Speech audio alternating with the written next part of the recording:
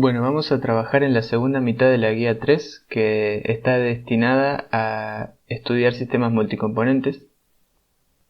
El ejercicio A1 básicamente nos pide calcular el volumen específico de una mezcla gaseosa de metano y etano a unas dadas condiciones de presión y temperatura, utilizando todos los métodos que hemos aprendido para modelar sistemas multicomponentes. El enunciado dice: para una mezcla gaseosa combustible de composición 95% metano y 5% etano, similar al gas natural, calcule y compare el volumen específico a 90 atmósferas y 100 grados Celsius utilizando los siguientes métodos. Bueno, comencemos con el inciso A, que nos propone usar la ley de los gases ideales. Esto es lo que veníamos utilizando hasta el momento en la asignatura, con lo que ya están familiarizados. Vamos a comenzar calculando el volumen molar, que de acuerdo a la ley de gases ideales se obtiene como RT sobre P. Noten que en el cálculo del volumen molar no importa la identidad del fluido ni tampoco si es puro o una mezcla. Es decir, para el volumen molar de esta mezcla gaseosa lo único que importa son las condiciones de presión y temperatura a la que está. Distinto es el caso del volumen específico, que es lo que nos pide calcular, es decir, volumen por unidad de masa, porque en ese caso tenemos que usar la masa relativa, el MR, y este MR lo calculamos como un promedio ponderado por la composición de los MR de las sustancias puras, es decir, del metano puro y el etano puro. Entonces, al calcular el volumen específico a partir del volumen molar, vamos a empezar a necesitar conocer cuál es la sustancia y, en el caso de una mezcla, cuál es la composición de cada sustancia. Bueno, esto es el inciso A, que nos va a servir para comparar con los métodos que vamos a ver a continuación. Son los mismos métodos con los que estuvimos trabajando para fluidos puros, pero ahora aplicados a esta mezcla de metano y etano. Empecemos con los incisos B y C, que voy a resolver en simultáneo porque son muy parecidos. Ambos están trabajando con ecuaciones de estado cúbicas y usan un enfoque que consiste en calcular los parámetros de las ecuaciones cúbicas de la mezcla. Es decir, se va a modelar la sustancia como si fuera una sustancia pura, como modelaríamos cualquier sustancia pura con ecuaciones cúbicas, con la salvedad de que las constantes de la ecuación cúbica, que son A y B, van a estar calculadas usando reglas de mezclado. Veamos un diagrama de flujo que describe la estrategia que nos propone el ejercicio en los incisos B y C. En este caso lo vamos a aplicar con las ecuaciones de estado cúbicas de Van der Waals y Redlich-Kwong, pero es válido para cualquier otra ecuación de estado cúbica.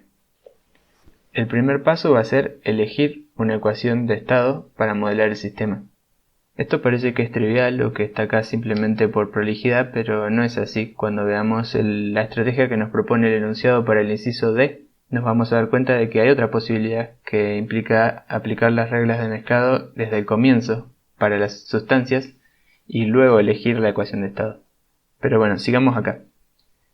Tenemos que elegir una ecuación de estado para modelar el sistema y una vez que la tenemos vamos a calcular los parámetros que se introducen en esa ecuación de estado, que en general son A y B, pero lo vamos a hacer para las sustancias puras que componen a la mezcla.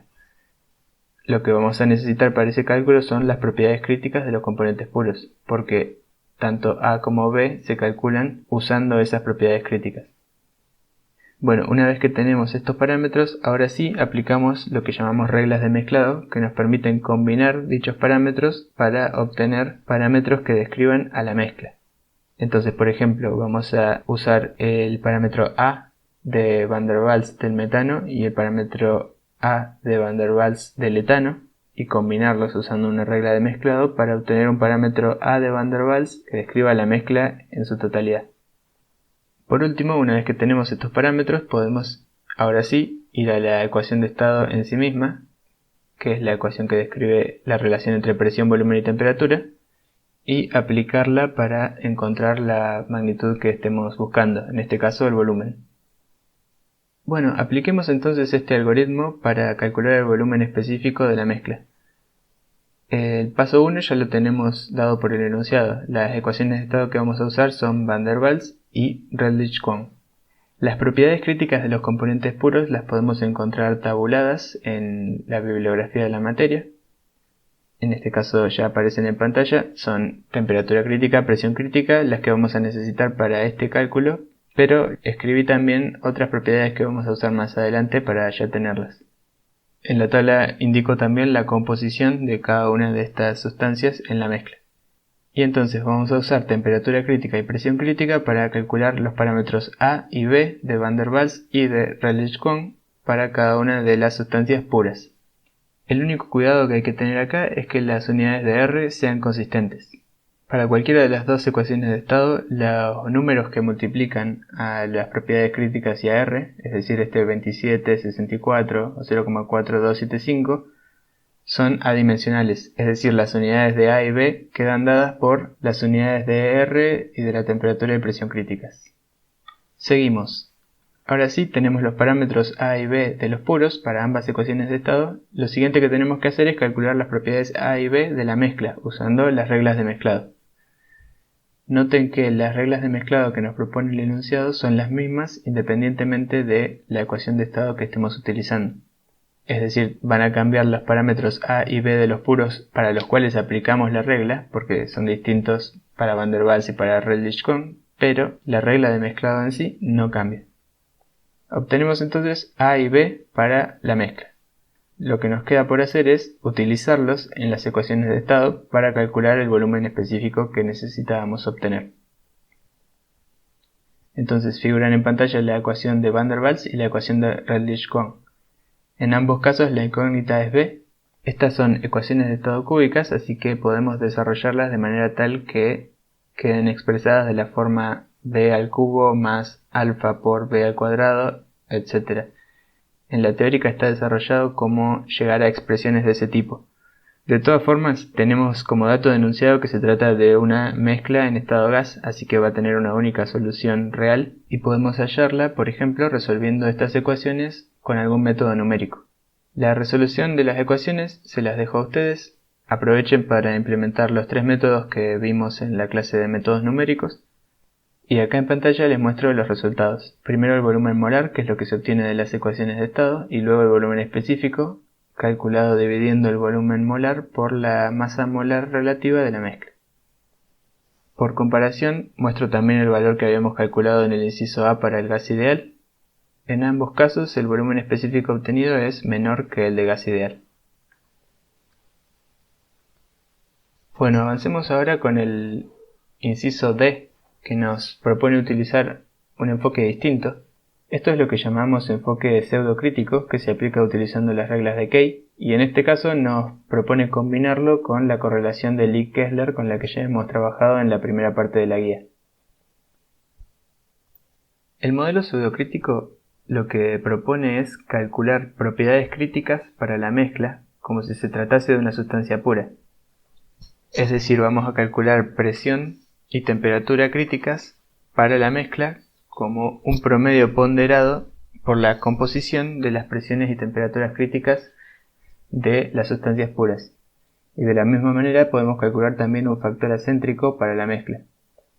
Como la mezcla realmente no tiene un punto crítico, a este punto que queda determinado por esta presión y temperatura que obtenemos lo llamamos pseudocrítico, de ahí el nombre del modelo. Para entender cómo aplicar esta estrategia vamos a analizar un diagrama de flujo similar al que hicimos para el caso anterior. En este caso, la regla de mezclado la vamos a aplicar al comienzo, es decir, vamos a tomar las propiedades críticas de los componentes puros que componen la mezcla y utilizar las reglas de mezclado de Kay para obtener propiedades críticas para la mezcla o propiedades pseudocríticas. Una vez que tenemos estas propiedades, nuestra mezcla pasa a ser algo idéntico a nivel matemático a una sustancia pura. Es decir, tenemos presión crítica, temperatura crítica, factor acéntrico y todas las propiedades que necesitemos para modelar a la mezcla como a una sustancia pura utilizando la ecuación de estado que elijamos. La siguiente etapa va a ser precisamente elegir una ecuación de estado para modelar el sistema. En este caso, en el enunciado nos indican que utilicemos las correlaciones de Lie y Kessler, pero podríamos haber optado por cualquier otra alternativa. Entonces el paso 3 va a ser simplemente calcular los parámetros de la ecuación de estado para la mezcla, que si lo que estamos utilizando es Lee-Kessler, va a consistir simplemente de obtener la temperatura y la presión reducidas para luego ingresar a una tabla. Y por último, aplicar la ecuación de estado, o en el caso de Lee-Kessler, ingresar a una tabla. De vuelta, este diagrama de flujo es genérico. Lee-Kessler, al ser una ecuación de estado tabulada, funciona un poco distinto. Pero lo importante es el concepto de este enfoque, según el cual se describe el sistema multicomponentes como una sustancia pura desde el comienzo, generando propiedades críticas para la sustancia multicomponentes. Bueno, la aplicación de este método es muy simple. Vamos a calcular, como les decía, propiedades críticas o pseudocríticas para la mezcla. Luego utilizamos los datos del problema. En este caso escribí la presión del problema en bar porque tenemos la presión crítica en bar, es simplemente un cambio de unidades. Y con esto podemos calcular la presión reducida y la temperatura reducida de la mezcla a las condiciones del problema.